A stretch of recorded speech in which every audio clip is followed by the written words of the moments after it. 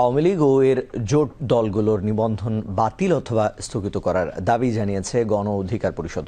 এছাড়া ছোট পরিসরে স্থানীয় নির্বাচনের আগে চেয়েছে দলটি। আজ বিকেলে নির্বাচন কমিশন ভবনে প্রধান নির্বাচন কমিশনার এম নাসির উদ্দিন সহ অন্যান্য কমিশনারদের সাথে সাক্ষাৎ শেষে সাংবাদিকদের এসব কথা জানান দলটির সভাপতি নুরুল হক নূর। গণ অধিকার পরিষদের সভাপতি বলেন, নির্বাচনে যারা দায়িত্ব পালন করবেন তারা যেন কোনো রাজনৈতিক দলের সাথে সম্পৃক্ত না থাকে সে দাবিও জানানো হয়।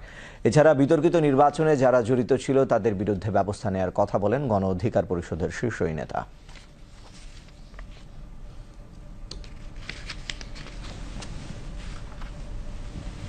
আওয়ামী লীগ আগামী নির্বাচনে অংশগ্রহণ করতে পারবে কি পারবে না, অবশ্যই এটা নির্বাচন কমিশন এককভাবে সিদ্ধান্ত নিতে পারবে না।